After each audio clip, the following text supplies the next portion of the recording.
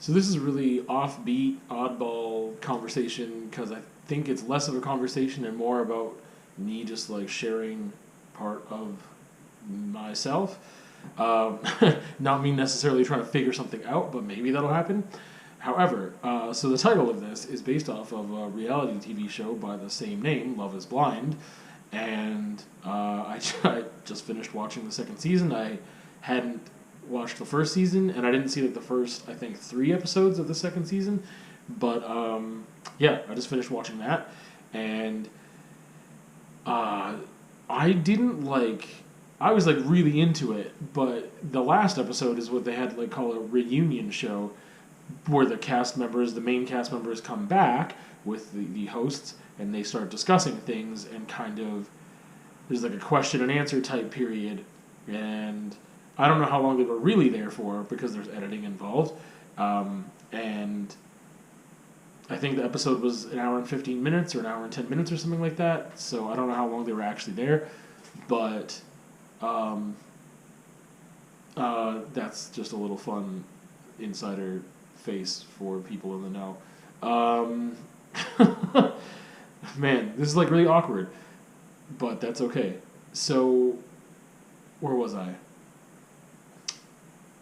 Oh yeah, during the reunion, a whole bunch of things got brought up about the show that I was like, hey, this is like what I wasn't expecting this. I was just like was entertained by the high drama and the things going on, and it was just one of those shows that I'm like, this doesn't engage my cerebral like matter at all.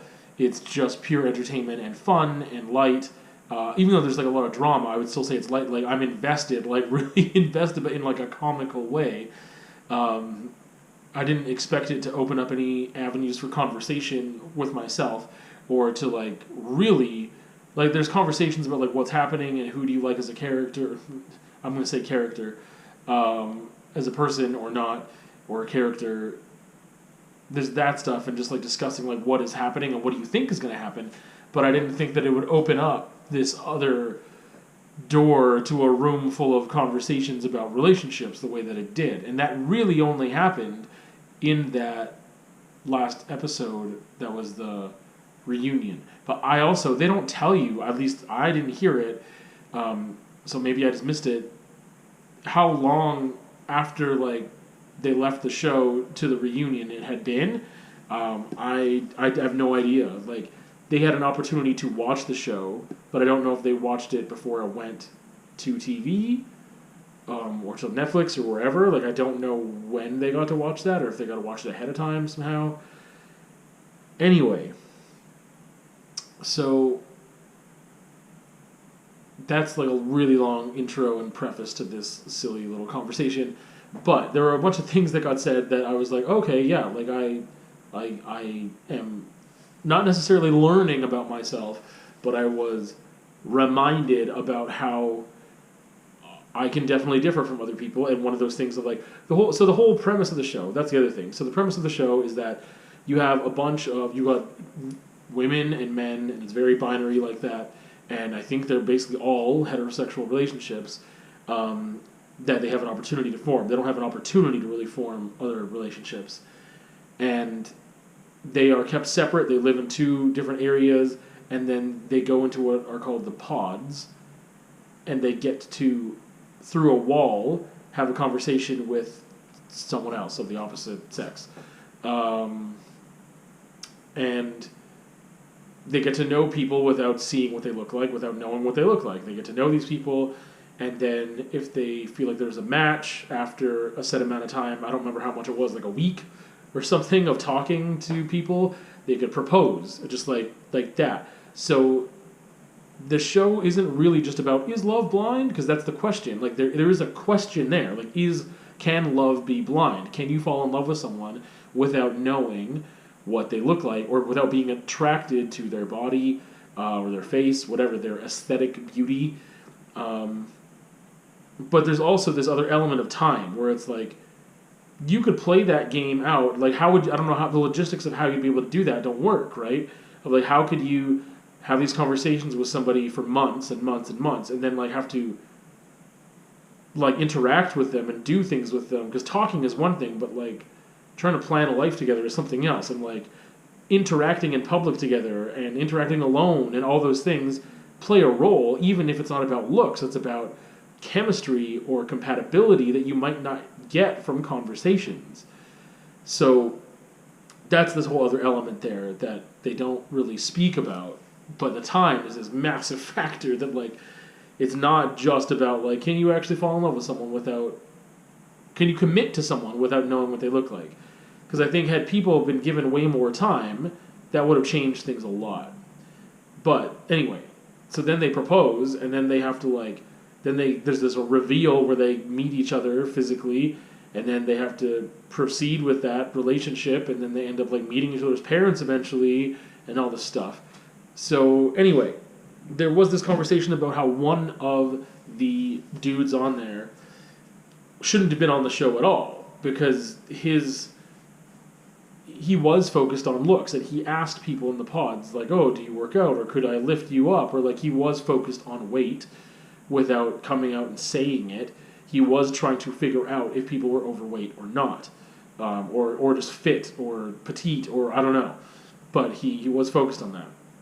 And so someone said, this isn't the show for you, why did you come on here? And he eventually admitted that it wasn't the show for him. And I was thinking about it, and I was like, I guess it wouldn't be the show for me either, because that is a factor. Like, there are some people that I know, multiple people, who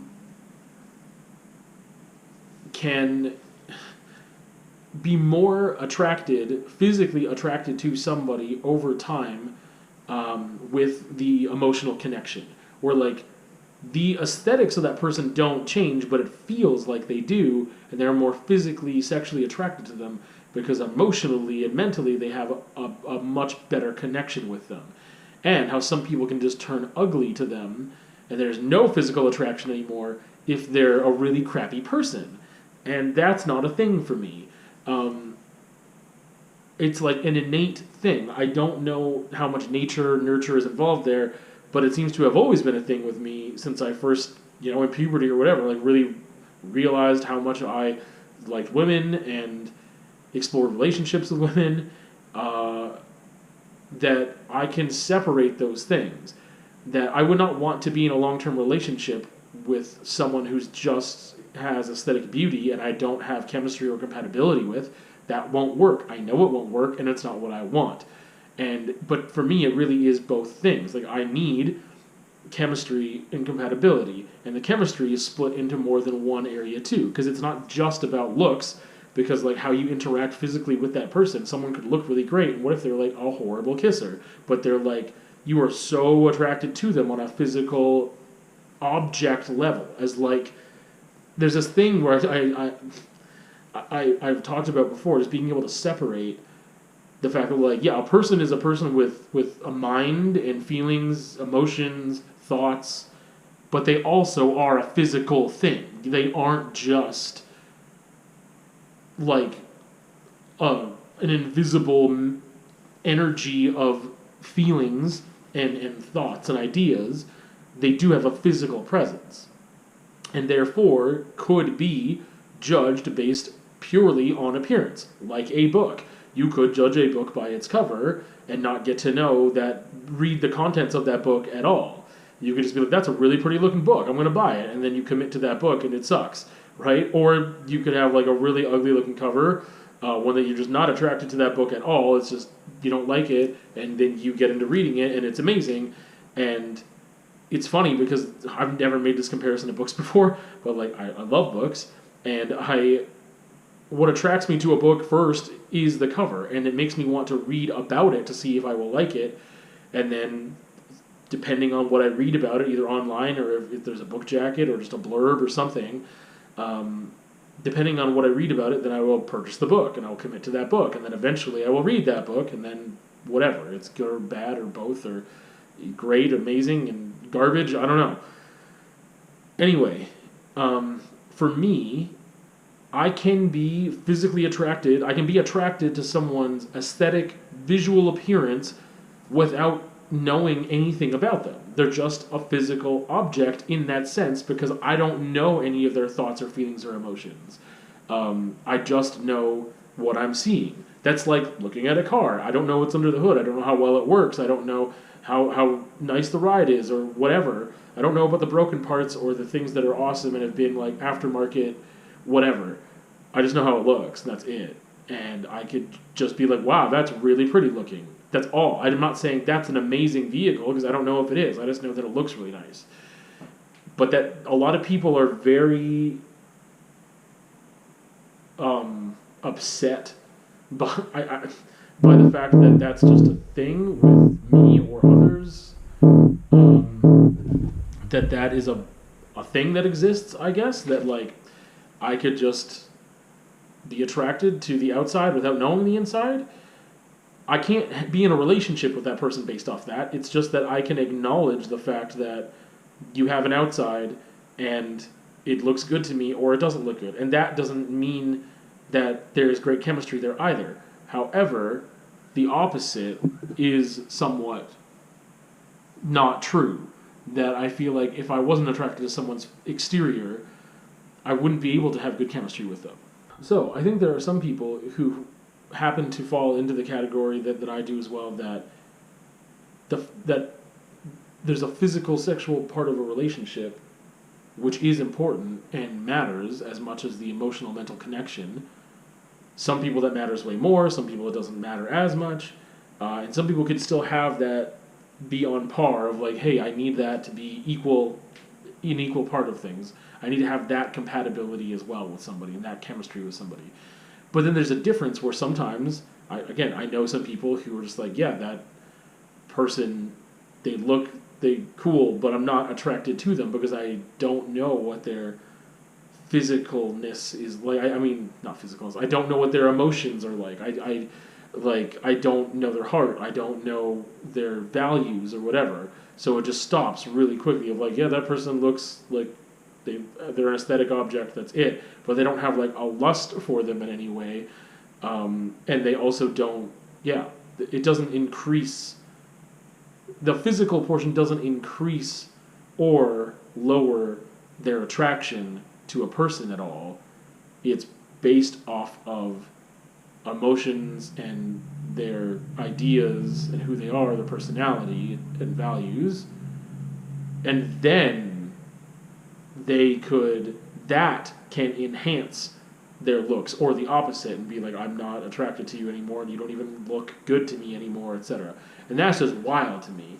Like, that's just a thing that for me, I don't know. I'm not, again, I just want to say I'm not wired that way, but I don't know how much of it is nature, how much of it is nurture, but I don't work that way regardless of how I became this way.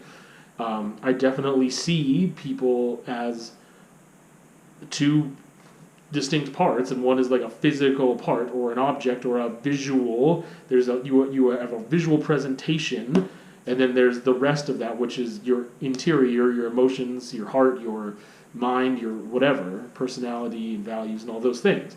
And I do need both of those things. And that's why I realized, man, I also wouldn't be on that show. Like, I couldn't be on it in good faith because I already know the answer. I already know for me that love is not blind, that I would not be able to just have this amazing, like, or multiple amazing conversations with somebody, and then there's like, I'm just like, you're amazing, you're everything that I want, you're whatever, and then I meet them and I'm like, oh, okay, but I'm not attracted to you. Like, I won't, just because everything else could be so compatible, and you could have like mental chemistry, emotional chemistry, but if I'm not attracted to the visual, it doesn't work for me. And I already know the answer to that. And that's the interesting thing about that show, is that the only way it works, it's the contestants, if you want to call them that, would be based on the fact that they don't know. Because at the end, when they're like, after the marriage happens or it doesn't happen, it's like, well, I guess we really found out that love is blind, or that it isn't blind, because both of those things happened. And it's just like, yeah, I already know for me that it's not, but it's not just, I don't know.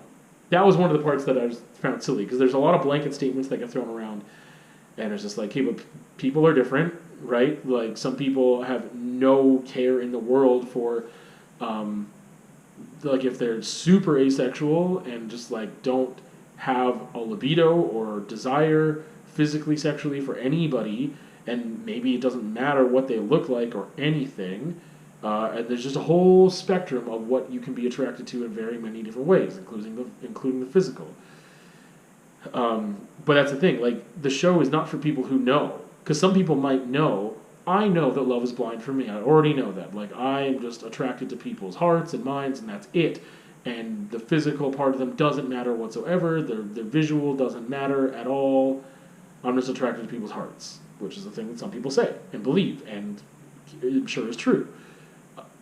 You wouldn't be on that show either, because you already know the answer. And just like I know the answer for me, that it is not blind for me. Like, I know that I need this other component to be there.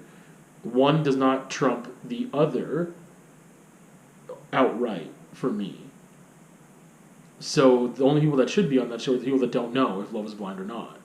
Because they call it an experiment a lot of times, which I think is like really weird, but maybe honest, because it's an experiment because they don't know, because they don't have an answer yet, because they don't know if that's true for them or not.